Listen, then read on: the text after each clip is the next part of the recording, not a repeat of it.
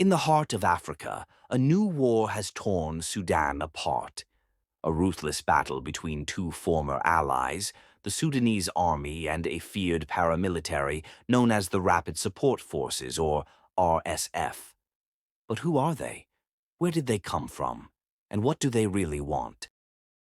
This is the untold story of how a militia born in the deserts of Darfur grew into one of Africa's most powerful and feared forces. In the early 2000s, the Darfur region of western Sudan descended into chaos. Rebel groups rose up against the government in Khartoum, accusing it of neglect and oppression. To crush the rebellion, the regime of President Omar al-Bashir armed local Arab militias known as the Janjaweed. These militias waged a brutal campaign. Entire villages were burned, thousands killed, and millions forced to flee their homes.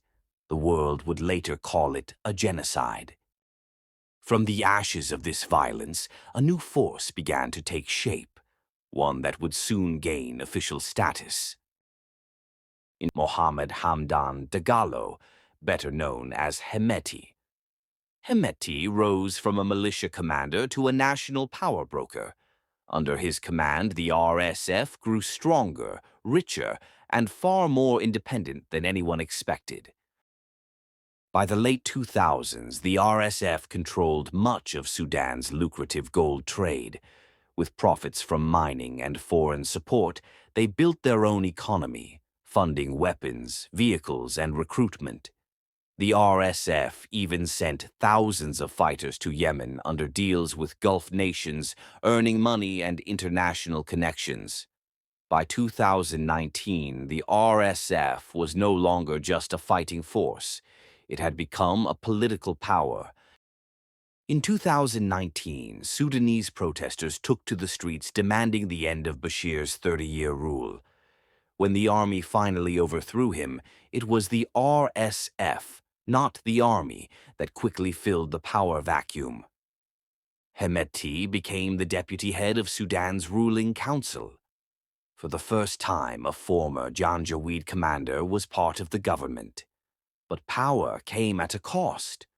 The RSF was accused of violently breaking up sit-ins and killing protesters, deepening public mistrust. In April 2023, tensions between the RSF and the regular army exploded into full-scale war. Both sides accused each other of plotting a coup.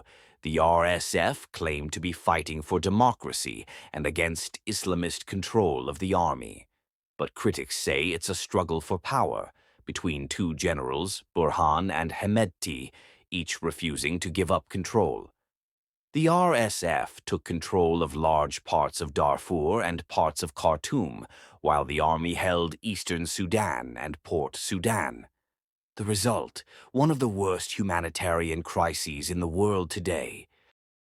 Thousands of civilians have been killed, millions displaced, entire towns reduced to rubble. Human rights groups accuse the RSF of war crimes, including ethnic killings, mass rapes, and targeting aid convoys.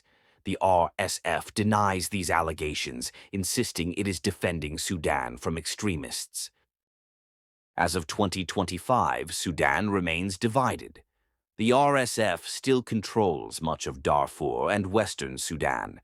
Its leader, Hemedti, promises to build a new civilian government, even as fighting continues. Whether the RSF becomes part of Sudan's future government or fades into history as another brutal militia remains to be seen. But one thing is certain: their rise has changed Sudan forever. From the deserts of Darfur to the streets of Khartoum, the story of the Rapid Support Forces is a story of power, survival, and betrayal. A militia that became a state within a state. and a warning to nations still haunted by war. Thanks for watching. If you enjoyed this video, don't forget to like, share, and subscribe for more. Drop your thoughts in the comments. I love hearing from you. Until next time, stay safe, stay inspired, and I'll see you in the next one.